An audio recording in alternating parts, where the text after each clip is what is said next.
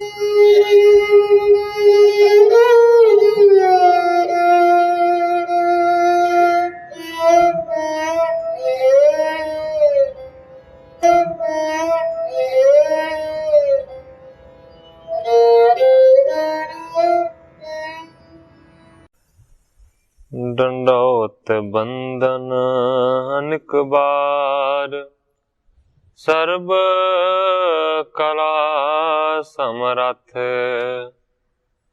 Dolan तेरा खौ प्रभु, नानक दे कर हथ।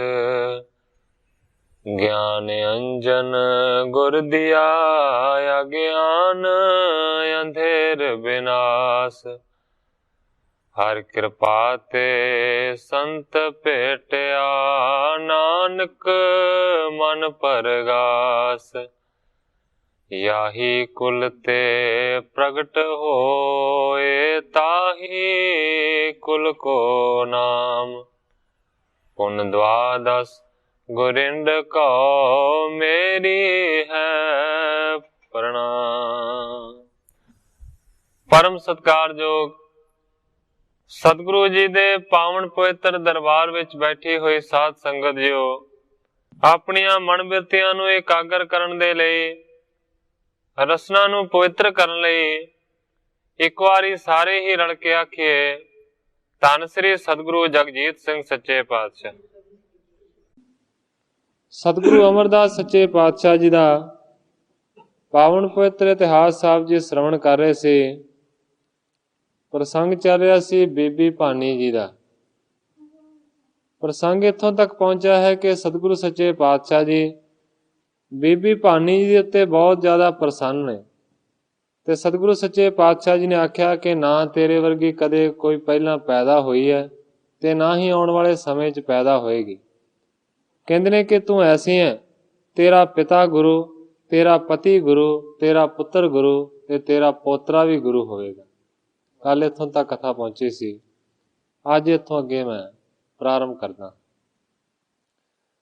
क्या अब कहें तोर बड़ाई, जिसकी सम को होवे ना सकाई।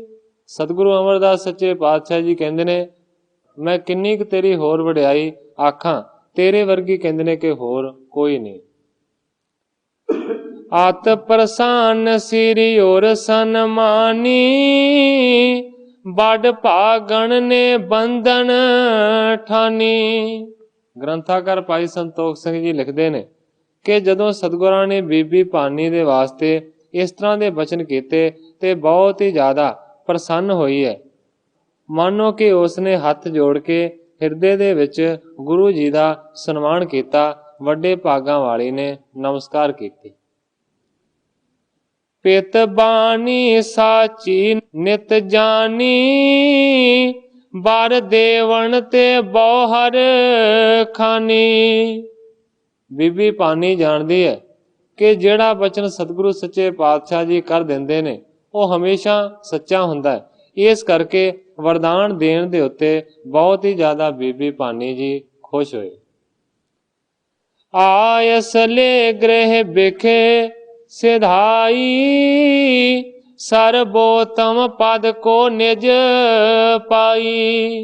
इस तो बाद आग्ञा लैके अपने घर चली गई है। कहंदे ने कि सर्वोत्तम जिहड़ी पदवी है ना उसनूं प्राप्त कीता बीबी भानी ने। सदा भगत के बस गुर स्वामी, देत आदेश अंतर जामी। कवि जी लिखते ने कि हमेशा ही भगती दे वस दे विच हुंदे ने सतगुरु सच्चे पातशाह स्वामी, और देत आदेत जो अंतर जामी, जो अंतर जामी सतगुरु सच्चे पातशाह जी हन, वो मानो कि ना देण वाली दुर्लभ चीज भी दे दिंदे ने। एक दिवस श्री अर्जन लग बै, खेलत अजर बिखेयत युत है। कवि जी लिखते ने कि एक दिन अर्जन देव जी जदों अजे छोटी उम्र दे विच सन, बालक दे रूप दे विच सन, विहड़े दे विच इधर उधर फिर के खेड रहे सन। बालक गुरु टिग जाए न कोऊ, बरजे होते प्रथम ही सोऊ। सतगुरु अमरदास सच्चे पातशाह जी दे कोल छोटी उम्र का कोई भी जिहड़ा बच्चा है वो नहीं सी जा सकता। सतगुरु सच्चे पातशाह जी ने पहला ही सारिਆਂ ਨੂੰ ਵਰਜਿਆ ਹੋਇਆ ਸੀ कि कोई भी छोटा बच्चा साडे लागे कदे ना आवे। शमस बहीनो जाए न पास, आस आयस गुर करी प्रकाश। ग्रंथाकार भाई संतोख सिंह जी लिखते ने कि सतगुरु अमरदास सच्चे पातशाह जी ने इथों तक कह के रखिया सी कि जेड़े लड़के दे मूँह ते दाढ़ी नहीं आई वो भी साडे बगैर बुलाउण तो साडे लागे ना आवे। इथों तक रोकिया होया सी। ग्रंथाकार जी लिखते ने कि इस करके सतगुरां दे कोल छोटी उम्र का बच्चा कोई नहीं सी जाता। तब श्री अर्जन सहज स्वभाए, जननी प्रत के गृह दिश आए।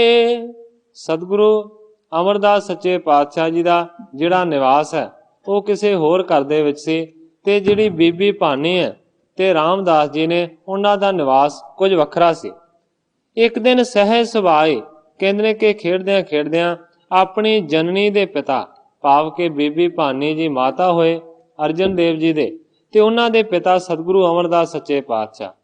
ग्रंथाकार जी लिखते ने कि एक दिन सहज सुभा खेडदे खेडदे भाव के सतगुरु अमरदास सच्चे पातशाह जी दे ग्रह आए। अंतर प्रविशे तह लग गए, गुर पर्यांक पर जह थित थए। घर दे अंदर वड़ गए, चलदियां चलदियां उथों तक चले गए ने कि जिथे सतगुरु अमरदास सच्चे पातशाह जी का पलंग डठा होया सी ते सतगुरु सच्चे पातशाह जी उहदे उत्ते लम्मे पए सन। पौडन समय हो तो सब जान, सेवक निकट थोरे थान। सतगुरु सच्चे पातशाह जी सिर्फ अजे पलंग दे उत्ते लम्मे पै सन, बिराजे नहीं सन। ਉਹ ਸਮਾਂ ਸੀ ਸਤਿਗੁਰੂ ਸੱਚੇ ਪਾਤਸ਼ਾਹ ਜੀ ਦੇ ਬਿਰਾਜਣ ਦਾ। ਇਸ ਕਰਕੇ ਕਵੀ ਜੀ ਕਹਿੰਦੇ ਨੇ ਕਿ ਜਿਹੜੇ ਸਤਿਗੁਰਾਂ ਦੇ ਸੇਵਕ ਨੇ ਉਹ ਵੀ ਥੋੜੀ ਦੂਰੀ ਦੇ ਉੱਤੇ ਸਨ। ਸਤਿਗੁਰੂ ਸੱਚੇ ਪਾਤਸ਼ਾਹ ਜੀ ਦੇ ਲਾਗੇ ਹੋਰ ਕੋਈ ਨਹੀਂ ਸੀ।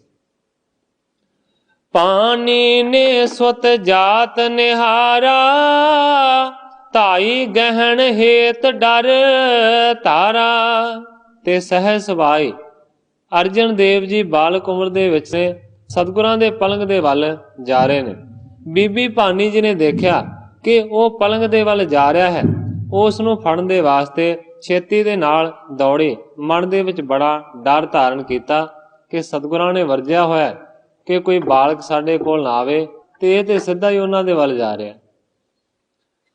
ਖੇਲਤ ਲੱਗੀ ਦੇਹ ਬਹੁ ਮਾਟੀ, ਠਾਂਡੋ ਗਹੇ ਪਲੰਗ ਕੀ ਪਾਟੀ।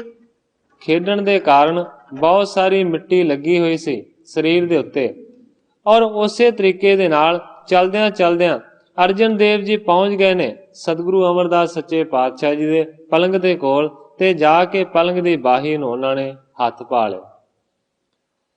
आवत जननी लग तह गयो, संग पलंग के ठांडो पयो। जिन्ने चिर नूं बीबी भानी जी दौड़ के ਉਹਦੇ ਕੋਲ ਪਹੁੰਚੇ ਨੇ ਇੰਨੇ ਚਿਰ ਨੂੰ ਉਹਨਾਂ ਨੇ ਪਲੰਗ ਦੀ ਬਾਹੀ ਫੜ ਲਈ ਹੈ ਔਰ ਪਲੰਗ ਦੇ ਲਾਗੇ ਜਾ ਖੜੇ ਹਨ।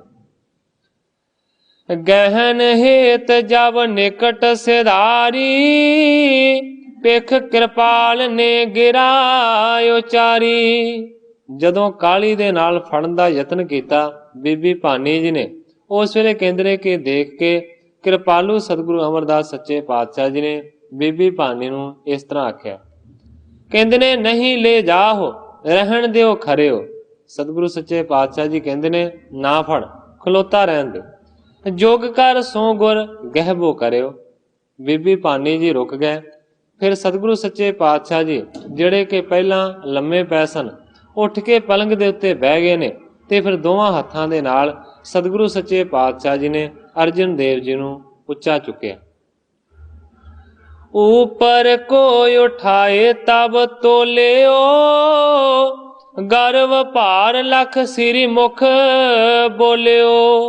सतगुਰਾਂ ਨੇ ਆਪਣੀਆਂ ਬਾਹਾਂ ਦੇ ਨਾਲ ਉੱਚਾ ਜਦੋਂ ਚੁੱਕਿਆ, ਜਦੋਂ ਤੋਲਿਆ ਆਪਣੇ ਹੱਥਾਂ ਦੇ ਉੱਤੇ ਤੇ ਬਹੁਤ ਜ਼ਿਆਦਾ ਭਾਰੇ ਸਨ।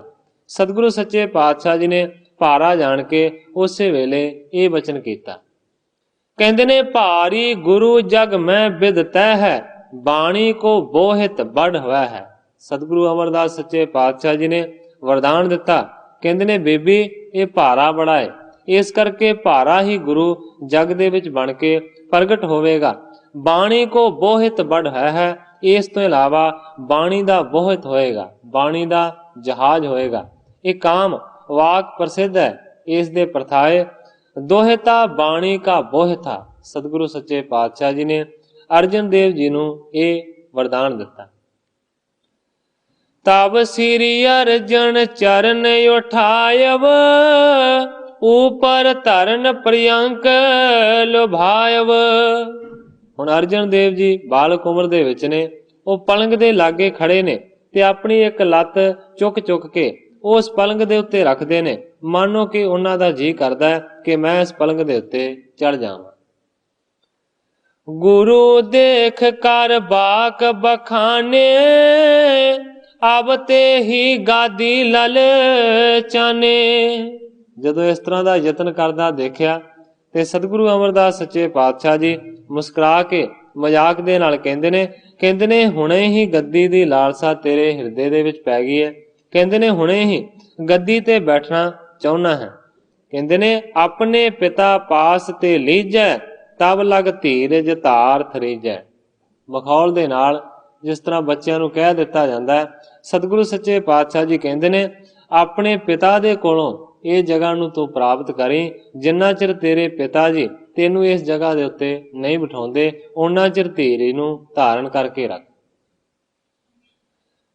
ਸੁਣ ਕਰ ਪਿਤਾ ਬਾਕ ਅਨਕੂਲੇ, ਆਦਿਕ ਕਿਰਪਾ ਲਖ ਮਨ ਮੈਂ ਫੂਲੇ।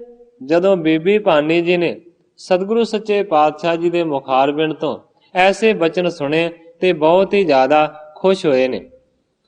ਆਦਿਕ ਕਿਰਪਾ ਮੈਂ ਲੱਖ ਮਨ ਫੂਲੇ। ਸਤਿਗੁਰੂ ਅਮਰਦਾਸ ਸੱਚੇ ਪਾਤਸ਼ਾਹ ਜੀ ਬਹੁਤੀ ਹੀ ਜ਼ਿਆਦਾ ਕਿਰਪਾ ਕਰ ਰਹੇ ਨੇ। ਇਸ ਗੱਲ ਨੂੰ ਜਾਣ ਕੇ ਮਾਨੋ ਕਿ ਬੀਬੀ ਭਾਨੀ ਜੀ ਫੁੱਲੇ ਨਹੀਂ ਸਮਾਉਂਦੇ। ਲਾਗ ਸੁਤ ਕੋ ਗੁਰ ਚਰਨਨ ਪਾਇਵ, ਲੈ ਕਰ ਗੋਦ ਪ੍ਰਮੋਦ ਲਿਆਇਵ। ਆਪਣੇ ਉਸ ਛੋਟੇ ਪੁੱਤਰ ਅਰਜਨ ਨੂੰ ਸਤਿਗੁਰੂ ਅਮਰਦਾਸ ਸੱਚੇ ਪਾਤਸ਼ਾਹ ਜੀ ਦੇ ਚਰਨਾਂ ਦੇ ਉੱਤੇ ਮੱਥਾ ਟਿਕਾਇਆ ਤੇ ਫਿਰ ਗੋਦੀ ਦੇ ਵਿੱਚ ਚੁੱਕ ਕੇ ਬੀਬੀ ਭਾਨੀ ਜੀ ਬੜੀ ਖੁਸ਼ੀ ਦੇ ਨਾਲ ਵਾਪਸ ਆ ਗਏ। तीनों पुत्रन को प्रतिपारत, पित सेवा में प्रीतत तारत। ग्रंथाकार भाई संतोख सिंह जी लिखते ने कि बीबी भानी जी अपने तिन्ना ही पुत्रां दी प्रतिपालना करते ने, उन्हां नूं पालदे ने ते सतगुरु अमरदास सच्चे पातशाह जी दी प्रीत दे नाल सेवा भी करते ने। क्योंकि सतगुरु रामदास सच्चे पातशाह जी दे गृह दे विखे 3 पुत्रां ने जन्म लिया। वड्डा सी प्रिथिया, दूसरे दा नां सी महादेव और तीसरे नंबर दे उत्ते सी सतगुरु अर्जन देव सच्चे पातशाह। तिन्ने ही पुत्रां दी साम संभाल कीती, उन्हां नूं पालिया। तिम ही रामदास बड़ भागे, निस बासुर सेवा में लागे। जिस तरह बीबी भानी जी ਆਪਣੇ ਪਿਤਾ ਨੂੰ ਪਿਤਾ ਨਹੀਂ ਜਾਣਦੀ, ਸਤਿਗੁਰੂ ਸਮਝ ਕੇ ਉਹਨਾਂ ਦੀ ਸੇਵਾ ਕਰਦੀ ਹੈ। ਕਵੀ ਜੀ ਕਹਿੰਦੇ ਨੇ ਉਸੇ ਹੀ ਤਰੀਕੇ ਦੇ ਨਾਲ ਰਾਮਦਾਸ ਜੀ ਵੀ ਸਤਿਗੁਰੂ ਸੱਚੇ ਪਾਤਸ਼ਾਹ ਜੀ ਨੂੰ ਆਪਣਾ ਸਹੁਰਾ ਨਹੀਂ ਸਮਝਦਾ, ਉਹ ਗੁਰੂ ਸਮਝ ਕੇ ਉਹਨਾਂ ਦੀ ਸੇਵਾ ਵੱਡੇ ਭਾਗਾਂ ਵਾਲਾ ਕਰਦਾ ਹੈ। ਦਾਸ ਬਣ ਕੇ ਰਾਤ ਦਿਨ ਸੇਵਾ ਦੇ ਵਿੱਚ ਰੁੱਝਾ ਰਹਿੰਦਾ। ਇਸ ਜਗ੍ਹਾ ਦੇ ਉੱਤੇ ਗ੍ਰੰਥਾਕਾਰ ਭਾਈ ਸੰਤੋਖ ਸਿੰਘ ਜੀ ਆਪਣੇ ਇਸ ਅਧਿਆਇ ਦੀ ਸਮਾਪਤੀ ਕਰਕੇ ਨਵੇਂ ਅਗਲੇ ਅਧਿਆਇ ਦਾ ਪ੍ਰਾਰੰਭ ਕਰਦੇ ਨੇ।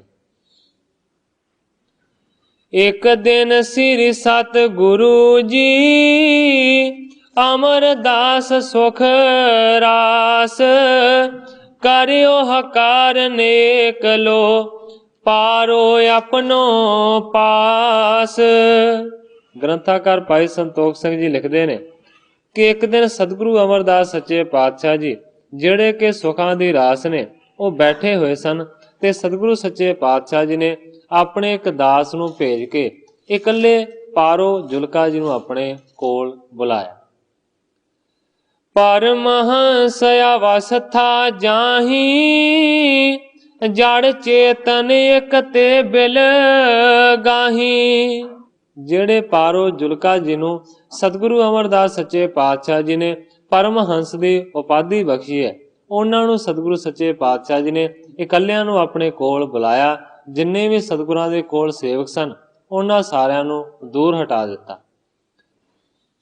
ਜਿਵੇਂ ਪਾਣੀ ਪੈ ਇੱਕ ਹੋਏ ਜਾਏ ਹੰਸ ਕਰੇ ਦੋਇਨ ਪ੍ਰਥਕਾਏ।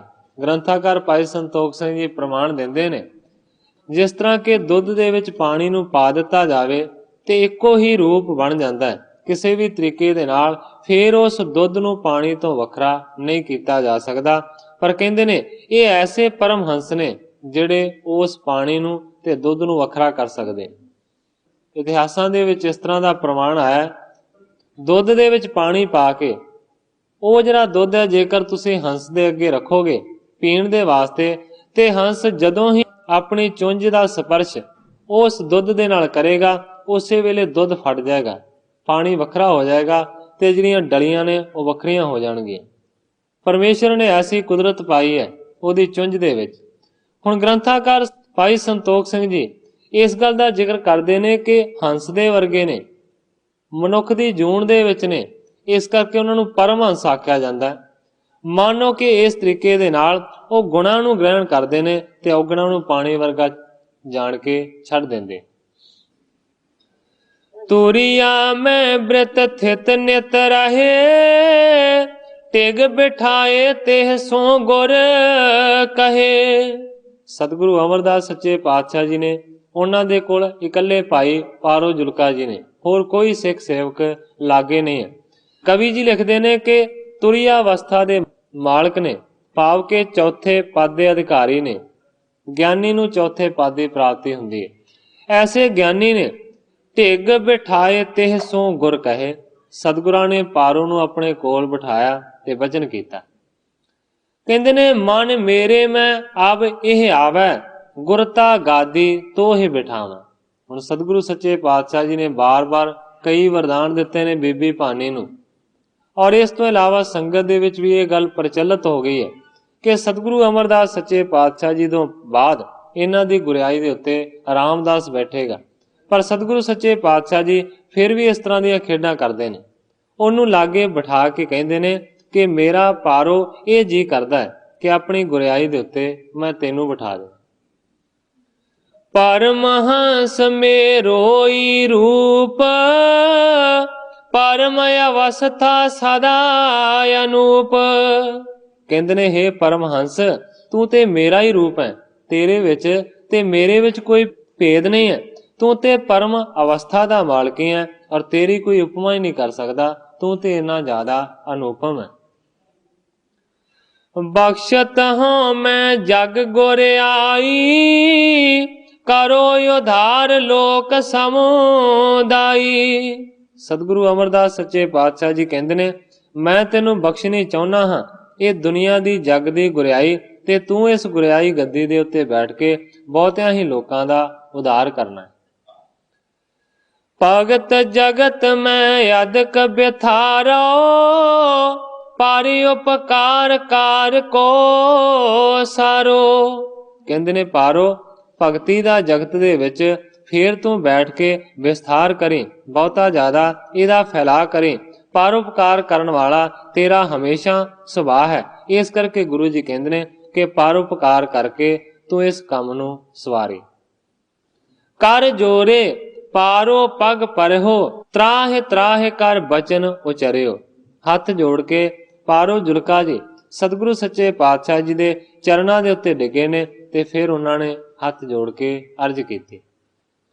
ਕਹਿੰਦੇ ਨੇ ਪ੍ਰਭ ਜੀ ਗੁਰ ਸਿੱਖੀ ਮੁਝ ਭਾਵੇ ਗੁਰ ਆਈ ਸਤਿਗੁਰਾਂ ਸੁਹਾਵੇ। ਹੱਥ ਜੋੜ ਕੇ ਪਾਰੋ ਜੁਲਕਾ ਜੀ ਨੇ ਆਖਿਆ ਸੱਚੇ ਪਾਤਸ਼ਾਹ ਇਸ ਤਰ੍ਹਾਂ ਕਦੇ ਨਹੀਂ ਹੋ ਸਕਦਾ ਸੱਚੇ ਪਾਤਸ਼ਾਹ ਗੁਰਿਆਈ ਗੱਦੀ ਦੇ ਉੱਤੇ ਤੁਸੀਂ ਹੀ ਬੈਠੇ ਹੋਏ ਸੋਭਾ ਪਾਉਂਦੇ ਹੋ। ਸੱਚੇ ਪਾਤਸ਼ਾਹ ਮੈਂ ਤੇ ਤੁਹਾਡਾ ਦਾਸ ਹਾਂ, ਮੈਂ ਤੇ ਤੁਹਾਡਾ ਸਿੱਖ ਹਾਂ, ਇਸ ਕਰਕੇ ਸੱਚੇ ਪਾਤਸ਼ਾਹ ਮੈਨੂੰ ਤੇ ਗੁਰਸਿੱਖੀ ਹੀ ਚੰਗੀ ਲੱਗਦੀ ਹੈ, ਮੈਂ ਇਸ ਜਗ੍ਹਾ ਦੇ ਉੱਤੇ ਨਹੀਂ ਬਹਿ ਸਕਦਾ। ਮੁਝ ਪਰ ਕਿਰਪਾ ਦ੍ਰਿਸ਼ਟ ਕਉ ਧਰੀਐ, ਗੁਰ ਸਿੱਖੀ ਪਦ ਬਖਸ਼ਣ ਕਰੀਐ। ਪਾਰੋ ਜੀ ਨੇ ਅਰਜ਼ ਕੀਤੀ ਕਿ ਕਿਰਪਾ ਕਰਕੇ ਆਪਣੀ ਕਿਰਪਾ ਦੀ ਦ੍ਰਿਸ਼ਟੀ ਮੇਰੇ ਉੱਤੇ ਧਾਰਨ ਕਰੋ ਤੇ ਸੱਚੇ ਪਾਤਸ਼ਾਹ ਮੈਨੂੰ ਤੇ ਗੁਰੂ ਦੀ ਸਿੱਖੀ ਦਾ ਅਧਿਕਾਰੀ ਬਣਾ ਦਿਓ। ਇਹ ਮੇਰੇ ਤੇ ਬਖਸ਼ਿਸ਼ ਕਰੋ, ਮੇਰੇ ਵਾਸਤੇ ਗੁਰੂ ਦਾ ਸਿੱਖ ਬਣਨਾ ਹੈ ਸਾਰਿਆਂ ਤੋਂ ਉੱਚੀ ਪਦਵੀ। ਕਹੇ ਮਗਹੇ ਹਾਥ ਗੁਰ ਚਰਨਾ, ਬਖਸ਼ੋ ਆਗਿਆ ਮੋਰਨ ਕਰਨਾ। ਆਪਣੇ ਹੱਥਾਂ ਦੇ ਨਾਲ ਸਤਿਗੁਰੂ ਸੱਚੇ ਪਾਤਸ਼ਾਹ ਜੀ ਦੇ ਚਰਨਾਂ ਨੂੰ ਫੜਿਆ ਤੇ ਅਰਜ਼ ਕੀਤੀ, ਸੱਚੇ ਪਾਤਸ਼ਾਹ ਬਖਸ਼ੋ ਆਗਿਆ ਮੋਰਨ ਕਰਨਾ। ਭਾਵ ਕਿ ਮੈਂ ਤੁਹਾਡੀ ਆਗਿਆ ਮੋੜੀ ਹੈ, ਤੁਹਾਡੇ ਹੁਕਮ ਦੀ ਉਲੰਘਣਾ ਕੀਤੀ ਹੈ, ਤੁਹਾਡੇ ਬਚਨ ਨੂੰ ਨਹੀਂ ਮੰਨਿਆ। ਸੱਚੇ ਪਾਤਸ਼ਾਹ ਇਹ ਮੇਰੀ ਗਲਤੀ ਮਾਫ ਕਰ ਦਿਓ, ਮੈਂ ਕਦੇ ਇਸ ਤਰ੍ਹਾਂ ਨਹੀਂ ਕਰ ਸਕਦਾ, ਮੇਰੇ ਤੇ ਕਿਰਪਾ ਕਰੋ, ਮੈਨੂੰ ਗੁਰੂ ਦੀ ਸਿੱਖੀ ਬਖਸ਼ ਦਿਓ, ਮੇਰੇ ਵਾਸਤੇ ਇਹ ਕਾਫੀ। ਸੁਣਤ ਬਿਨ ਗੁਰ ਅਮਰ ਬਖਾਨਾ, ਜੇ ਕਰ ਸਿੱਖੀ ਮੈਂ ਮਨ ਮਾਨਾ। ਜਦੋਂ ਪਾਰੋ ਜੁਲਕਾ ਜੀ ਨੇ ਇਸ ਤਰ੍ਹਾਂ ਦੀ ਅਰਜ਼ ਕੀਤੀ ਤੇ ਸਤਿਗੁਰੂ ਅਮਰਦਾਸ ਸੱਚੇ ਪਾਤਸ਼ਾਹ ਜੀ ਨੇ ਬਚਨ ਕੀਤਾ, ਕਹਿੰਦੇ ਨੇ ਜੇਕਰ ਸਿੱਖੀ ਮੈਂ ਮਨ ਮਾਨਾ। ਇਹ ਭਾਈ ਪਾਰੋ, ਜੇਕਰ ਤੇਰਾ ਸਿੱਖੀ ਦੇ ਵਿੱਚ ਹੀ ਮਨ ਮੰਨਦਾ ਹੈ ਕਿ ਤੈਨੂੰ ਪੂਰਨ ਸਿੱਖੀ ਦੀ ਪ੍ਰਾਪਤੀ ਹੋਵੇ ਤੇ ਫਿਰ ਤੈਨੂੰ ਇੱਕ ਕੰਮ ਕਰਨਾ ਪਵੇਗਾ। ਹੱਥ ਜੋੜ ਕੇ ਪਾਰੋ ਜੀ ਨੇ ਆਖਿਆ, ਸੱਚੇ ਪਾਤਸ਼ਾਹ ਹੁਕਮ ਕਰੋ, ਮੈਂ ਕੀ ਕਰਾਂ। ਕਹਿੰਦੇ ਨੇ ਸਾਧਨ ਆਪਣੇ ਆਪ ਚੱਲ ਜਾਵੋ, ਤਨ ਤਿਆਗੋ ਨਹੀਂ ਬਿਲਮ ਲਗਾਵੋ। ਸਤਿਗੁਰੂ ਸੱਚੇ ਪਾਤਸ਼ਾਹ ਜੀ ਕਹਿੰਦੇ ਨੇ ਫਿਰ ਪਾਰੋ ਜੀ ਆਪਣੇ ਘਰ ਚਲੇ ਜਾਓ ਤੇ ਘਰ ਜਾ ਕੇ ਆਪਣੇ ਸਰੀਰ ਨੂੰ ਛੱਡ ਦਿਓ, ਰਤਾ ਵੀ ਦੇਰੀ ਨਾ ਲਾਓ। ਮਮ ਚਰਨਨ ਮੈਂ ਤੇਰੀ ਪ੍ਰੀਤ, ਮੋਹ ਮੈਂ ਮਿਲੋ ਆਣ ਸਿੱਖ ਮੀਤ। ਗੁਰੂ ਜੀ ਨੇ ਬਚਨ ਕੀਤਾ ਕਿ ਮੇਰੇ ਚਰਨਾਂ ਦੇ ਵਿੱਚ ਤੇਰੀ ਪ੍ਰੀਤ ਹੈ ਤੇ ਜਦੋਂ ਤੂੰ ਸਰੀਰ ਨੂੰ ਤਿਆਗ ਦੇਗਾ ਨਾ, ਮੇਰੇ ਵਿੱਚ ਹੀ ਆਣ ਕੇ ਤੂੰ ਲੀਨ ਹੋ ਜਾਏਗਾ। ਇਸ ਤਰੀਕੇ ਦੇ ਨਾਲ ਜਾ ਕੇ ਆਪਣੇ ਸਰੀਰ ਨੂੰ ਤਿਆਗ ਦੇ। ਤੋਹਿ ਸਹਿਤ ਮੈਂ ਅਪਰ ਸਰੀਰ, ਪ੍ਰਭ ਸੋ ਸਿੱਖਣ ਕੇ ਹਿਤ ਧੀਰ। ਸਤਿਗੁਰੂ ਅਮਰਦਾਸ ਸੱਚੇ ਪਾਤਸ਼ਾਹ ਜੀ ਨੇ ਆਖਿਆ ਕਿ ਮੈਂ ਆਪਣੇ ਸਰੀਰ ਨੂੰ ਬਦਲਣਾ ਹੈ, ਇਸ ਕਰਕੇ ਜਦੋਂ ਤੂੰ ਚੜ੍ਹਾਈ ਕਰ ਜਾਏਗਾ, ਮੇਰੇ ਵਿੱਚ ਹੀ ਇਸੇ ਸਰੀਰ ਦੇ ਵਿੱਚ ਸਮਾ ਜਾਏਗਾ ਤੇ ਫਿਰ ਸੱਚੇ ਪਾਤਸ਼ਾਹ ਜੀ ਕਹਿੰਦੇ ਨੇ ਕਿ ਤੇਰੇ ਸਮੇਤ ਹੀ ਅਸੀਂ ਕਿਸੇ ਹੋਰ ਸਰੀਰ ਨੂੰ ਧਾਰਨ ਕਰਾਂਗੇ ਔਰ ਕਹਿੰਦੇ ਨੇ ਕਿ ਸਿੱਖਾਂ ਦੇ ਹਿੱਤ ਦੇ ਵਾਸਤੇ ਪਲਟਾਵਾ ਕਰਾਂਗੇ ਇਸ ਦੇਹ ਦਾ। ਕਰਨੇ ਕਾਜ ਅਨਕ ਜਗ ਮਾਹੀ, ਸੰਤ ਉਧਾਰਨ ਖਲਨ ਖਪਾਹੀ। ਕਹਿੰਦੇ ਨੇ ਕਿ ਅਸੀਂ ਹੋਰ ਵੀ ਬਹੁਤ ਸਾਰੇ ਦੁਨੀਆ ਦੇ ਉੱਤੇ ਬਾਕੀ ਰਹਿੰਦੇ ਕੰਮਾਂ ਨੂੰ ਨੇਪਰੇ ਚਾੜਨਾ ਹੈ। ਗੁਰੂ ਜੀ ਕਹਿੰਦੇ ਨੇ ਸੰਤਾਂ ਦਾ ਉਧਾਰ ਕਰਨਾ ਹੈ, ਉਹਨਾਂ ਦੀ ਕਲਿਆਣ ਕਰਨੀ ਹੈ ਤੇ ਜਿਹੜੇ ਪਾਪੀ ਨੇ, ਜਿਹੜੇ ਦੁਸ਼ਟ ਨੇ, ਉਹਨਾਂ ਦਾ ਨਾਸ਼ ਕਰਨਾ ਹੈ। ਸੋਹਣੇ ਆਗਿਆ ਪਾਰੋ ਕਰ ਬੰਦੇ, ਕਰ ਬੰਧਨ ਕੋ ਹਿਰਦੈ ਆਨੰਦੇ। ਜਦੋਂ ਸਤਿਗੁਰੂ ਅਮਰਦਾਸ ਸੱਚੇ ਪਾਤਸ਼ਾਹ ਜੀ ਨੇ ਇਸ ਤਰ੍ਹਾਂ ਦਾ ਹੁਕਮ ਦਿੱਤਾ ਤੇ ਗ੍ਰੰਥਾਕਾਰ ਭਾਈ ਸੰਤੋਖ ਸਿੰਘ ਜੀ ਲਿਖਦੇ ਨੇ, ਪਾਰੋ ਨੇ ਆਗਿਆ ਨੂੰ ਮੰਨਿਆ, ਹੱਥ ਜੋੜ ਕੇ ਸਤਿਗੁਰੂ ਸੱਚੇ ਪਾਤਸ਼ਾਹ ਜੀ ਦੇ ਚਰਨਾਂ ਤੇ ਨਮਸਕਾਰ ਕੀਤੀ ਔਰ ਆਨੰਦਿਤ ਹੋਏ, ਕਿਉਂਕਿ ਪਾਰੋ ਜੁਲਕਾ ਜੀ ਨੂੰ ਸਰੀਰ ਛੱਡਣ ਦੇ ਵਾਸਤੇ ਕੋਈ ਕਠਿਨਾਈ ਨਹੀਂ ਸੀ ਕਰਨੀ ਪੈਣੀ। ਕਹਿਣ ਤੋਂ ਭਾਵ ਹੈ ਕਿ ਉਹਨਾਂ ਦੇ ਹੱਥ ਦੇ ਵਿੱਚ ਸੀ ਮੌਤ, ਕਿ ਕਦੇ ਮਰ ਜਾਣ ਤੇ ਕਦੇ ਪ੍ਰਗਟ ਹੋ ਜਾਣ। ਮੇਰਾ ਸਿਰਫ ਕਹਿਣ ਤੋਂ ਭਾਵ ਹੈ ਕਿ ਸਵੈ ਇੱਛਾ ਦੇ ਅਨੁਸਾਰ ਉਹ ਮਰ ਸਕਦੇ ਸਨ। ਪਾਰੋ ਜੁਲਕਾ ਜੀ ਦੀ ਐਸੀ ਅਵਸਥਾ ਹੈ ਕਿ ਜਦੋਂ ਉਹਨਾਂ ਦਾ ਜੀ ਕਰੇ ਉਹ ਮਰ ਸਕਦੇ ਨੇ। ਇਸੇ ਕਰਕੇ ਸਤਿਗੁਰੂ ਸੱਚੇ ਪਾਤਸ਼ਾਹ ਜੀ ਨੇ ਉਹਨਾਂ ਨੂੰ ਮਰਨ ਦਾ ਹੁਕਮ ਦਿੱਤਾ ਹੈ। ਸਧਾਰਨ ਆਦਮੀ ਨੇ ਜੇ ਮਰਨਾ ਹੋਵੇ ਤੇ ਬੜੇ ਯਤਨ ਕਰਨੇ ਪੈਂਦੇ ਨੇ। ਫਾਂਸੀ ਲੈ ਕੇ ਮਰੇਗਾ, ਖੂਹ ਦੇ ਵਿੱਚ ਛਾਲ ਮਾਰ ਕੇ ਮਰੇਗਾ, ਬੜੇ ਯਤਨਾਂ ਦੇ ਨਾਲ ਕੁਝ ਕਰਨਾ ਪੈਂਦਾ। ਪਰ ਜਿਹੜੇ ਇਸ ਤਰ੍ਹਾਂ ਦੀ ਉੱਚੀ ਅਵਸਥਾ ਦੇ ਮਾਲਕ ਧਾਰਨੀ ਨੇ, ਉਹਨਾਂ ਨੂੰ ਇੰਨੀ ਔਖਿਆਈ ਨਹੀਂ ਕਰਨੀ ਪੈਂਦੀ ਮਰਨ ਦੇ ਵਾਸਤੇ। ਔਰ ਜਦੋਂ ਆਪਣੇ ਸਰੀਰ ਨੂੰ ਛੱਡਦੇ ਨੇ ਇਹਨਾਂ ਨੂੰ ਕੋਈ ਦੁੱਖ ਵੀ ਨਹੀਂ ਹੁੰਦਾ। ਮੇਰਾ ਸਿਰਫ ਸਾਰੀ ਗੱਲ ਕਹਿਣ ਤੋਂ ਭਾਵ ਇਹ ਹੈ ਕਿ ਜਦੋਂ ਸਤਿਗੁਰਾਂ ਨੇ ਆਖਿਆ ਕਿ ਸਰੀਰ ਨੂੰ ਛੱਡ ਦੇ ਤੇ ਉਹਨਾਂ ਦੇ ਮਨ ਦੇ ਵਿੱਚ ਕੋਈ ਦੁੱਖ ਨਹੀਂ ਹੋਇਆ, ਗਿਲਾ ਨਹੀਂ ਹੋਇਆ, ਆਨੰਦਿਤ ਹੋਏ ਨੇ, ਮੱਥਾ ਟੇਕਿਆ ਸਤਿਗੁਰਾਂ ਦੇ ਚਰਨਾਂ ਤੇ। ਗਮਨਿਓ ਗ੍ਰਹਿ ਪਹੁੰਚਿਓ ਤਤਕਾਲਾ, ਅਧਿਕਾਰੀ ਜੇ ਪਿਖੇ ਬਿਸਾਲਾ। ਸਤਿਗੁਰਾਂ ਤੋਂ ਆਗਿਆ ਲੈ ਕੇ ਆਪਣੇ ਘਰ ਚਲਾ ਗਿਆ। ਡੱਲੇ ਪਿੰਡ ਦੇ ਵਿੱਚ ਰਹਿੰਦੇ ਸਨ ਪਾਰੋ ਜੁਲਕਾ ਜੀ। ਪਿੰਡ ਪਹੁੰਚੇ ਨੇ ਔਰ ਪਿੰਡ ਦੇ ਵਿੱਚ ਆਪਣੇ ਪਰਿਵਾਰ ਨੂੰ ਦੇਖਿਆ ਹੈ। ਹੋਰ ਜਿਹੜੇ ਲਾਗੇ ਦੇ ਜਾਣ ਪਛਾਣ ਵਾਲੇ ਸਨ ਉਹਨਾਂ ਨੂੰ ਅਧਿਕਾਰੀ ਜਾਣਿਆ। ਸਰਬ ਸਮਾਜ ਬਾਂਟ ਤਿਨ ਦੀਨਸ, ਬੜਵਾ ਬਸਤਰ ਦਰਬ ਰੱਖ ਲੀਨਸ। ਆਪਣੀ ਚੜ੍ਹਾਈ ਕਰਨ ਤੋਂ ਪਹਿਲਾਂ ਆਪਣੇ ਪਰਿਵਾਰ ਦੇ ਜੀਆਂ ਨੂੰ ਔਰ ਇਸ ਤੋਂ ਇਲਾਵਾ ਜਿਹੜੇ ਹੋਰ ਉਹਨਾਂ ਨੇ ਅਧਿਕਾਰੀ ਜਾਣੇ ਨੇ ਉਹਨਾਂ ਸਾਰਿਆਂ ਨੂੰ ਘਰ ਦੀਆਂ ਸਾਰੀਆਂ ਚੀਜ਼ਾਂ ਵੰਡ ਦਿੱਤੀਆਂ, ਭਾਵ ਕਿ ਸਾਰਾ ਸਾਜੋ ਸਮਾਨ ਵੰਡ ਦਿੱਤਾ। ਤਿੰਨ ਚੀਜ਼ਾਂ ਰੱਖੀਆਂ ਨੇ, ਬੜਵਾ ਬਸਤਰ ਦਰਬ ਰੱਖ ਲੀਨਸ, ਇੱਕ ਘੋੜੀ, ਥੋੜੇ ਜਿਹੇ ਅਣਸੀਤੇ ਬਸਤਰ ਤੇ ਤੀਸਰੇ ਨੰਬਰ ਦੇ ਉੱਤੇ ਮਾਇਆ। ਜਿੰਨੀ ਵੀ ਮਾਇਆ ਸੀ ਉਹ ਵੀ ਰੱਖ ਲਈ, ਇੱਕ ਘੋੜੀ ਰੱਖ ਲਈ ਤੇ ਇੱਕ ਅਣਸੀਤੇ ਬਸਤਰ ਰੱਖ ਲਏ, ਬਾਕੀ ਸਾਰਾ ਕੁਝ ਸਾਰਿਆਂ ਨੂੰ ਵੰਡ ਦਿੱਤਾ। ਨਰ ਬ੍ਰਿੰਦਨ ਕੋ ਕਹਿਓ ਸੁਨਾਈ, ਏ ਗੁਰ ਵਸਤ ਦੇਹੋ ਪਹੁੰਚਾਈ। ਪਰਿਵਾਰ ਦੇ ਸਾਰਿਆਂ ਮੈਂਬਰਾਂ ਨੂੰ ਇਕੱਠਾ ਕਰਕੇ ਪਾਰੋ ਜੁਲਕਾ ਜੀ ਨੇ ਕਹਿ ਦਿੱਤਾ ਕਿ ਇਹ ਜਿਹੜੀਆਂ ਤਿੰਨ ਚੀਜ਼ਾਂ ਮੈਂ ਰੱਖੀਆਂ ਨੇ ਇਹ ਸਤਿਗੁਰੂ ਅਮਰਦਾਸ ਸੱਚੇ ਪਾਤਸ਼ਾਹ ਜੀ ਦੇ ਚਰਨਾਂ ਦੇ ਵਿੱਚ ਪਹੁੰਚਾ ਦਿਓ ਜਦੋਂ ਮੈਂ ਚੜ੍ਹਾਈ ਕਰ ਜਾਵਾਂਗਾ। ਇਮ ਸਭ ਹੇਰਤ ਤਨ ਤਜ ਪਾਰੋ, ਫੂਲ ਮਾਲ ਗਜ ਤਜੈ ਸੁਖਾਰੋ। ਗ੍ਰੰਥਾਕਾਰ ਭਾਈ ਸੰਤੋਖ ਸਿੰਘ ਜੀ ਲਿਖਦੇ ਨੇ ਕਿ ਇਸ ਤਰ੍ਹਾਂ ਦੇ ਬਚਨ ਕਰਨ ਤੋਂ ਬਾਅਦ ਫੇਰ ਪਾਰੋ ਜੀ ਨੇ ਆਪਣੇ ਸਰੀਰ ਨੂੰ ਤਿਆਗ ਦਿੱਤਾ ਹੈ। ਹੁਣ ਕਵੀ ਜੀ ਪ੍ਰਮਾਣ ਦਿੰਦੇ ਨੇ ਕਿ ਕਿਹੜੇ ਤਰੀਕੇ ਦੇ ਨਾਲ ਉਹਨਾਂ ਨੇ ਸਰੀਰ ਨੂੰ ਤਿਆਗਿਆ। ਕਵੀ ਜੀ ਲਿਖਦੇ ਨੇ ਫੂਲ ਮਾਲ ਗਜ ਤਜੈ ਸੁਖਾਰੋ। ਕਹਿੰਦੇ ਨੇ ਇਸ ਤਰ੍ਹਾਂ ਸਰੀਰ ਨੂੰ ਤਿਆਗਿਆ ਹੈ, ਮੰਨ ਲਓ ਕਿ ਜਿਵੇਂ ਬਹੁਤ ਮਸਤ ਹਾਥੀ ਹੈ ਔਰ ਉਸ ਹਾਥੀ ਦੇ ਗਲ ਦੇ ਵਿੱਚ ਨਾਜ਼ੁਕ ਜਿਹਾ ਫੁੱਲਾਂ ਦੀ ਮਾਲਾ ਪਾ ਦਿਓ ਤੇ ਜਦੋਂ ਹਾਥੀ ਮਸਤੀ ਦੇ ਨਾਲ ਦੌੜਦਾ ਹੈ ਉਹ ਮਾਲਾ ਕਿਹੜੇ ਵੇਲੇ ਉਹਦੇ ਗਲ ਦੇ ਵਿੱਚੋਂ ਟੁੱਟ ਕੇ ਡਿੱਗ ਪੈਂਦੀ ਹੈ, ਹਾਥੀ ਨੂੰ ਕੋਈ ਪਤਾ ਨਹੀਂ। ਇਸ ਤਰੀਕੇ ਦੇ ਨਾਲ ਸੁਖਿਆਈ ਦੇ ਨਾਲ ਉਸ ਪਾਰੋਂ ਨੇ ਆਪਣੇ ਸਰੀਰ ਨੂੰ ਤਿਆਗਿਆ। ਸਤਿਗੁਰੂ ਜਗਜੀਤ ਸਿੰਘ ਸੱਚੇ ਪਾਤਸ਼ਾਹ ਜੀ ਦੇ ਉਪਦੇਸ਼ ਦੇ ਵਿੱਚ ਆਉਂਦਾ ਹੈ ਕਿ ਵਿਦਵਾਨਾਂ ਨੇ, ਇਤਿਹਾਸਕਾਰਾਂ ਨੇ ਗ੍ਰੰਥਾਂ ਦੇ ਵਿੱਚ ਲਿਖਿਆ ਹੈ ਕਿ ਜਦੋਂ ਕੋਈ ਸਧਾਰਨ ਆਦਮੀ ਮਰਦਾ ਹੈ ਤੇ ਉਹਨੂੰ ਕਿੰਨਾ ਦੁੱਖ ਲੱਗਦਾ ਹੈ।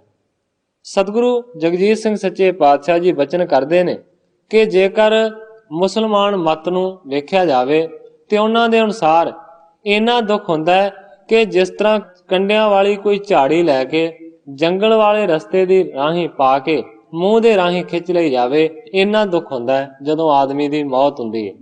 ਇਸੇ ਕਰਕੇ ਆਪਾਂ ਦੇਖਦੇ ਹਾਂ ਕਿ ਜਿੰਨੇ ਵੀ ਵਿਦਵਾਨ ਨੇ ਉਹਨਾਂ ਨੇ ਜਿੰਨੇ ਵੀ ਗ੍ਰੰਥ ਲਿਖੇ ਨੇ ਬਾਰ-ਬਾਰ ਇਸ ਗੱਲ ਦਾ ਜ਼ਿਕਰ ਆਇਆ ਕਿ ਜਨਮ ਤੇ ਮਰਨ ਦਾ ਦੁੱਖ ਸਾਰਿਆਂ ਤੋਂ ਵੱਡਾ ਦੁੱਖ ਹੈ। ਜੀਵ ਨੂੰ ਇੱਕ ਦੁੱਖ ਦੇ ਵਿੱਚੋਂ ਅਸੀਂ ਸਾਰੇ ਲੰਘ ਆਏ ਹਾਂ, ਪਰ ਇੱਕ ਅਜੇ ਦੁੱਖ ਆਉਣ ਵਾਲਾ ਹੈ। ਸਤਿਗੁਰੂ ਜਗਜੀਤ ਸਿੰਘ ਸੱਚੇ ਪਾਤਸ਼ਾਹ ਜੀ ਹੁਕਮ ਕਰਦੇ ਨੇ ਕਿ ਮੁਸਲਮਾਨਾਂ ਦੇ ਅਨੁਸਾਰ ਇੰਨਾ ਦੁੱਖ ਹੁੰਦਾ ਹੈ ਜਦੋਂ ਆਦਮੀ ਦੇ ਪ੍ਰਾਣ ਨਿਕਲਦੇ ਨੇ। ਹਿੰਦੂ ਮਤ ਦੇ ਅਨੁਸਾਰ ਇਹ ਲਿਖਿਆ ਹੈ ਕਿ ਜਿਹੜਾ ਆਦਮੀ ਸਰੀਰ ਨੂੰ ਛੱਡਦਾ ਹੈ, ਜੇਕਰ 100 ਬਿੱਛੂ ਇਕੱਠੇ ਉਸ ਨੂੰ ਲੜ ਜਾਣ, ਜਿੰਨੀ ਤਕਲੀਫ ਉਹਦੀ ਹੁੰਦੀ ਹੈ ਓਨਾ ਦੁੱਖ ਹੁੰਦਾ ਹੈ। ਬਿੱਛੂ ਤੇ ਇੱਕ ਹੀ ਲੜ ਜਾਵੇ ਤੇ ਗਸ਼ ਖਾ ਕੇ ਹੋ ਸਕਦਾ ਹੈ ਆਦਮੀ ਧਰਤੀ ਤੇ ਡਿੱਗ ਪਏ, ਇੰਨੀ ਜ਼ਿਆਦਾ ਦਰਦ ਹੁੰਦੀ ਹੈ, ਇੰਨੀ ਜ਼ਿਆਦਾ ਪੀੜ ਹੁੰਦੀ ਹੈ। ਤੇ ਜੇਕਰ 100 ਬਿੱਛੂ ਇਕੱਠਾ ਲੜ ਜਾਵੇ ਤੇ ਤੁਸੀਂ ਅੰਦਾਜ਼ਾ ਲਾਓ ਕਿੰਨਾ ਦਰਦ ਹੋਵੇਗਾ, ਕਿੰਨਾ ਦੁਖੀ ਹੋਵੇਗਾ। ਸਤਿਗੁਰੂ ਜਗਜੀਤ ਸਿੰਘ ਸੱਚੇ ਪਾਤਸ਼ਾਹ ਜੀ ਕਹਿੰਦੇ ਨੇ ਇਹ ਨੇ ਵਿਦਵਾਨਾਂ ਦੇ ਮਤ, ਪਰ ਇਹ ਸਾਰਿਆਂ ਦੇ ਵਾਸਤੇ ਨਿਯਮ ਲਾਗੂ ਨਹੀਂ ਹੈ। ਇਹ ਗੱਲ ਯਾਦ ਰੱਖਣ ਦੀ ਲੋੜ ਹੈ ਕਿ ਸਾਰਿਆਂ ਦੇ ਵਾਸਤੇ ਇਹ ਨਿਯਮ ਲਾਗੂ ਨਹੀਂ ਕਿ ਜਿਹੜਾ ਵੀ ਆਦਮੀ ਸਰੀਰ ਛੱਡੇਗਾ ਉਹਨੂੰ ਇੰਨਾ ਦੁੱਖ ਹੋਵੇਗਾ। ਇਹ ਆਮ ਸਧਾਰਨ ਆਦਮੀਆਂ ਦੀ ਗੱਲ ਹੈ, ਪਰ ਜਿਹਦੇ ਤੇ ਸਤਿਗੁਰਾਂ ਦੀ ਕਿਰਪਾ ਹੁੰਦੀ ਹੈ ਉਹਨੂੰ ਨਾ ਜੰਮਣ ਲੱਗਿਆ ਦੁੱਖ ਤੇ ਨਾ ਮਰਨ ਲੱਗਿਆ ਦੁੱਖ। ਸਤਿਗੁਰੂ ਸੱਚੇ ਪਾਤਸ਼ਾਹ ਜੀ ਜਿਹਦੇ ਤੇ ਕਿਰਪਾ ਕਰਦੇ ਨੇ ਉਹ ਉਸ ਨੂੰ ਇਸ ਦੁੱਖ ਤੋਂ ਕੱਢ ਦਿੰਦੇ ਨੇ। ਬਾਰ-ਬਾਰ ਜਿੰਨਾ ਵੀ ਸਿੱਖਾਂ ਨੇ ਜਾਂ ਜਿੰਨਾ ਵੀ ਗੁਰਮੁਖਾਂ ਨੇ ਅਰਜ਼ ਕੀਤੀ ਹੈ, ਉਹਨਾਂ ਨੇ ਇਹ ਅਰਜ਼ ਕੀਤੀ ਹੈ, ਸੱਚੇ ਪਾਤਸ਼ਾਹ ਸਾਡੇ ਜਨਮ ਤੇ ਮਰਨ ਦਾ ਦੁੱਖ ਕੱਟਿਆ ਜਾਵੇ। ਆਪਾਂ ਰੋਜ਼ ਅਰਦਾਸ ਦੇ ਵਿੱਚ ਵੀ ਸੁਣਦੇ ਹਾਂ ਕਿ ਸਤਿਗੁਰੂ ਸੱਚੇ ਪਾਤਸ਼ਾਹ ਜੀ ਕਿਰਪਾ ਕਰੋ, ਜਨਮ ਤੇ ਮਰਨ ਦੇ ਕਸ਼ਟ ਨੂੰ ਦੂਰ ਕਰ ਦਿਓ। ਮੇਰਾ ਸਿਰਫ ਕਹਿਣ ਤੋਂ ਭਾਵ ਇਹ ਹੈ ਕਿ ਜਿਹੜੇ ਸਤਿਗੁਰਾਂ ਦੇ ਪ੍ਰੇਮੀ ਸਿੱਖ ਹੁੰਦੇ ਨੇ, ਜਿਨ੍ਹਾਂ ਤੇ ਸਤਿਗੁਰਾਂ ਦੀ ਕਿਰਪਾ ਹੁੰਦੀ ਹੈ, ਉਹ ਇਸੇ ਤਰ੍ਹਾਂ ਸਰੀਰ ਨੂੰ ਛੱਡਦੇ ਨੇ ਜਿਸ ਤਰ੍ਹਾਂ ਸਰੀਰ ਨੂੰ ਛੱਡਿਆ ਪਾਰੋ ਜੁਲਕਾ ਜੀ ਨੇ। ਤੇ ਕਵੀ ਜੀ ਨੇ ਪ੍ਰਮਾਣ ਵੀ ਦਿੱਤਾ ਹੈ ਕਿੰਨਾ ਸੁੰਦਰ, ਕਿ ਹਾਥੀ ਨੂੰ ਨਹੀਂ ਪਤਾ ਲੱਗਦਾ ਕਿਹੜੇ ਵੇਲੇ ਫੁੱਲਾਂ ਦੀ ਨਾਜ਼ੁਕ ਮਾਲਾ ਗਲ ਦੇ ਵਿੱਚੋਂ ਟੁੱਟ ਕੇ ਡਿੱਗ ਪੈਂਦੀ ਹੈ। ਇਸ ਤਰ੍ਹਾਂ ਸਰੀਰ ਨੂੰ ਪਾਰੋ ਜੀ ਨੇ ਤਿਆਗ ਦਿੱਤਾ। ਸਭਨ ਕਰਿਓ ਸੰਸਕਾਰ ਬਨਾਏ, ਜਥਾ ਜੋਗ ਚਾਹੀਏ ਜਿਸ ਪਾਏ। ਪਰਿਵਾਰ ਦੇ ਸਾਰਿਆਂ ਜੀਆਂ ਨੇ ਯਥਾ ਜੋਗ ਕਹਿੰਦੇ ਨੇ ਕਿ ਰੀਤੀਆਂ ਨੂੰ ਪੂਰਨ ਕੀਤਾ ਔਰ ਪਾਰੋ ਜੀ ਦੇ ਸਰੀਰ ਦਾ ਸੰਸਕਾਰ ਕੀਤਾ। ਸ੍ਰੀ ਗੁਰ ਬਿਖੇ ਆਣ ਲੈ ਹੋਵਾ, ਜਿਨ ਅਗਿਆਨ ਭਰਮ ਕੋ ਖੋਵਾ। ਜਿਸ ਪਾਰੋ ਨੇ ਆਪਣੇ ਅਗਿਆਨ ਨੂੰ ਤੇ ਭਰਮ ਨੂੰ ਗਵਾ ਦਿੱਤਾ ਸੀ, ਉਸ ਪਾਰੋ ਦੀ ਜੀਵ ਆਤਮਾ ਸਤਿਗੁਰੂ ਸੱਚੇ ਪਾਤਸ਼ਾਹ ਜੀ ਦੇ ਸਰੀਰ ਦੇ ਵਿੱਚ ਹੀ ਆਣ ਕੇ ਲੀਨ ਹੋਈ। ਪੁਨ ਡੱਲੇ ਤੇ ਇੱਕ ਨਰ ਆਇਬ, ਪਾਰੋ ਕੋ ਪਰਲੋਕ ਸੁਨਾਇਬ। ਇਸ ਤੋਂ ਬਾਅਦ ਡੱਲੇ ਪਿੰਡ ਦੇ ਵਿੱਚੋਂ ਇੱਕ ਮਨੁੱਖ ਆਇਆ ਹੈ ਗੋਇੰਦਵਾਲ ਦੇ ਵਿੱਚ, ਔਰ ਉਸਨੇ ਗੋਇੰਦਵਾਲ ਦੇ ਵਿੱਚ ਆਣ ਕੇ ਪਾਰੋ ਜੀ ਦੇ ਪਰਲੋਕ ਗਮਨ ਦੀ ਖਬਰ ਸੁਣਾਈ। ਸਭ ਸਿੱਖਿਆਣ ਕੋ ਮੋਹ ਮਹਾਨਾ, ਸਿਮਰਹਿ ਪਾਰੋ ਕੇ ਗੁਣ ਗਾਨਾ। ਗ੍ਰੰਥਾਕਾਰ ਭਾਈ ਸੰਤੋਖ ਸਿੰਘ ਜੀ ਲਿਖਦੇ ਨੇ ਕਿ ਸਾਰੇ ਸਿੱਖ ਪਾਰੋ ਜੁਲਕਾ ਜੀ ਦੇ ਨਾਲ ਬਹੁਤ ਜ਼ਿਆਦਾ ਮੋਹ ਕਰਦੇ ਸਨ।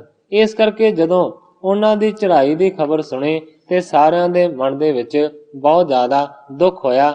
ਉਹਦੇ ਗੁਣਾਂ ਨੂੰ ਸਾਰੇ ਦੇ ਸਾਰੇ ਯਾਦ ਕਰਦੇ ਨੇ। ਮ੍ਰਿਦਲ ਸਰਲਤਾ ਮੁਦਤਾ ਮੈਤਰੀ, ਬੜ ਯੋਧਾ ਮਨ ਸ਼ਤਰੂ ਜੈਤਰੀ। ਹੁਣ ਗੁਣਾਂ ਨੂੰ ਗਾਣ ਕਰਦੇ ਨੇ। ਕਹਿੰਦੇ ਨੇ ਕਿ ਪਾਰੋ ਜੀ ਦਾ ਸੁਭਾਅ ਬੜਾ ਮਿਰਦਲ ਸੀ, ਬੜੇ ਨਰਮ ਦਿਲ ਵਾਲੇ ਸਨ।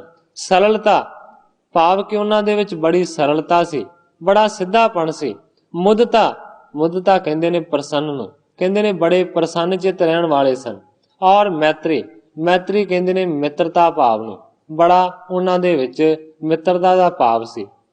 ਬੜ ਯੋਧਾ ਮਨ ਸ਼ਤਰੂ ਜੈਤਰੀ। ਔਰ ਇਸ ਤੋਂ ਇਲਾਵਾ ਕਹਿੰਦੇ ਨੇ ਕਿ ਪਾਰੋ ਜੁਲਕਾ ਜੀ ਬਹੁਤ ਵੱਡੇ ਮਹਾਨ ਯੋਧੇ ਸਨ, ਜਿਸ ਯੋਧੇ ਨੇ ਮਾਨੋ ਕਿ ਆਪਣੇ ਮਨ ਰੂਪੀ ਵੈਰੀ ਨੂੰ ਜਿੱਤਿਆ ਹੋਇਆ ਸੀ। ਤਰਵਾਰ ਸਮਸਰ ਪਰ ਉਪਕਾਰੀ, ਸਹਨਸ਼ੀਲ ਔਰ ਧੀਰਜ ਤਾਰੀ। ਇੱਕ ਦੂਜੇ ਦੇ ਨਾਲ ਕਹਿੰਦੇ ਨੇ ਕਿ ਪਾਰੋ ਜੀ ਇਸ ਤਰ੍ਹਾਂ ਦੇ ਸਨ ਜਿਸ ਤਰ੍ਹਾਂ ਕੋਈ ਪਰਉਪਕਾਰੀ ਰੁੱਖ ਹੁੰਦਾ ਹੈ। ਔਰ ਕਹਿੰਦੇ ਨੇ ਕਿ ਸਹਿਣਸ਼ੀਲਤਾ ਉਹਨਾਂ ਦੇ ਵਿੱਚ ਬਹੁਤ ਸੀ ਤੇ ਬਹੁਤ ਵੱਡੇ ਧੀਰਜ ਵਾਲੇ ਸਨ। ਸਤ ਗੁਰ ਸਿੱਖਿਆਨ ਕੋ ਸਮਝਾਇਬ, ਇਹ ਆਨੰਦ ਕੇ ਸਿੰਧ ਸਮਾਇਬ। ਹੁਣ ਸਾਰੇ ਜਿਹੜੇ ਸਿੱਖ ਸੇਵਕ ਨੇ ਉਹ ਪਾਰੋ ਜੀ ਨੂੰ ਯਾਦ ਕਰ ਕਰਕੇ ਚਿੰਤਤ ਹੋ ਰਹੇ ਸਨ, ਉਦਾਸ ਹੋ ਰਹੇ ਸਨ। ਪਰ ਉਸ ਵੇਲੇ ਸਤਿਗੁਰੂ ਅਮਰਦਾਸ ਸੱਚੇ ਪਾਤਸ਼ਾਹ ਜੀ ਨੇ ਸਾਰਿਆਂ ਨੂੰ ਸਮਝਾਇਆ। ਕਹਿੰਦੇ ਨੇ ਇਹ ਆਨੰਦ ਕੇ ਸਿੰਧ ਸਮਾਇਬ। ਸਤਿਗੁਰੂ ਸੱਚੇ ਪਾਤਸ਼ਾਹ ਜੀ ਕਹਿੰਦੇ ਨੇ ਕਿ ਪਾਰੋ ਜੁਲਕਾ ਜੀ ਤੇ ਮਾਨੋ ਆਨੰਦ ਦੇ ਸਮੁੰਦਰ ਦੇ ਵਿੱਚ ਸਮਾ ਗਏ। ਆਸ ਨਰ ਹੋਤ ਨਾ ਸੋਚਣ ਜੋਗ, ਬ੍ਰਹਮ ਗਿਆਨ ਸੋ ਜਿਨ ਕੋ ਜੋਗ। ਸਤਿਗੁਰੂ ਸੱਚੇ ਪਾਤਸ਼ਾਹ ਜੀ ਕਹਿੰਦੇ ਨੇ ਕਿ ਐਸੇ ਮਨੁੱਖ ਸੋਗ ਦੇ ਯੋਗ ਨਹੀਂ ਹੁੰਦੇ ਕਿ ਉਹਨਾਂ ਦੇ ਵਾਸਤੇ ਸੋਗ ਕੀਤਾ ਜਾਵੇ। ਕਹਿੰਦੇ ਨੇ ਕਿ ਬ੍ਰਹਮ ਗਿਆਨ ਦੇ ਵਿੱਚ ਐਸੇ ਮਨੁੱਖਾਂ ਦੀ ਸੁਰਤੀ ਜੁੜੀ ਹੁੰਦੀ ਹੈ। ਜਿਨੋ ਜਨਮ ਵਿਸ਼ਿਆਨ ਲਗ ਹਾਰਾ, ਜਥਾ ਜੂਪ ਮੈਂ ਦਰਬ ਉਦਾਰਾ। ਨਹੀਂ ਗੁਰ ਸ਼ਬਦ ਜਿਨੋ ਕਬ ਸੁਣਿਓ, ਸਤ ਸੰਗਤ ਸਤ ਨਾਮ ਨਾ ਪਣਿਓ। ਕਹਿੰਦੇ ਨੇ ਕਿ ਜਿਨ੍ਹਾਂ ਮਨੁੱਖਾਂ ਨੇ ਆਪਣੇ ਜਨਮ ਨੂੰ ਵਿਸ਼ਿਆਂ ਦੇ ਵਿੱਚ ਪਾ ਕੇ ਹਰਾ ਦਿੱਤਾ, ਇਸ ਤਰ੍ਹਾਂ ਹਰਾ ਦਿੱਤਾ ਜਿਵੇਂ ਪੈਸੇ ਜੂਏ ਦੇ ਵਿੱਚ ਮਨੁੱਖ ਹਰਾ ਦਿੰਦਾ। ਤੇ ਜਿਹੜੇ ਮਨੁੱਖਾਂ ਨੇ ਗੁਰੂ ਦੇ ਸ਼ਬਦ ਨੂੰ ਨਹੀਂ ਜਾਣਿਆ, ਨਹੀਂ ਕਦੇ ਸੁਣਿਆ ਤੇ ਕਦੇ ਵੀ ਪਰਮੇਸ਼ਰ ਦਾ ਨਾਮ ਨਹੀਂ ਜਪਿਆ, ਕਹਿੰਦੇ ਨੇ ਸੇ ਸੋਚਣ ਕੇ ਜੋਗ ਸਭਨ ਕੇ, ਜੋ ਤਤ ਪਰ ਨਹੀਂ ਗੁਰੂ ਜਜਨ ਕੇ। ਕਹਿੰਦੇ ਨੇ ਕਿ ਸੋਗ ਤੇ ਉਹਨਾਂ ਦਾ ਕਰਨਾ ਬਣਦਾ ਹੈ ਜਿਹੜੇ ਮਾਨੋ ਕਿ ਵਿਸ਼ਿਆਂ ਦੇ ਵਿੱਚ ਲੱਗ ਕੇ ਜਨਮ ਨੂੰ ਗਵਾ ਦਿੰਦੇ ਨੇ।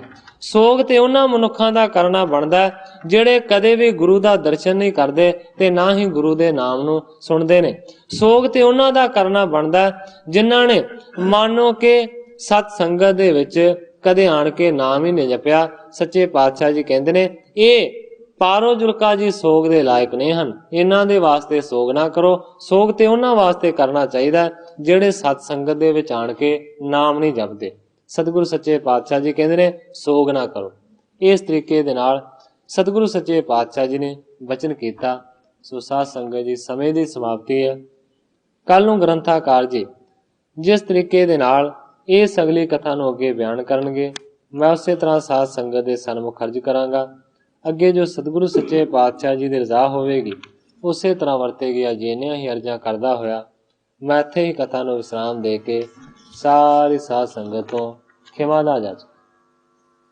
हे अच्युत हे पार ब्रह्म अविनाशी अगनास, हे पूरन हे सर्ब मैं दुख पंजन गुणतास, हे संगी हे निरंकार, हे निर्गुण सब टेक, हे गोविंद हे गुण निधान, जाकै सदा विवेक, हे अपरंपर हर हरे है पी होवनहार, हे संतः कै सदा संग ने धारा आधार, हे ठाकुर हो दास रो मैं निर्गुण गुण नहीं कोय, नानक दीजै नाम दान राखो हिय परोय, याही कुल ते प्रगट होय ताही कुल को नाम, पुन द्वादश गोरिंद को मेरी है प्रणाम।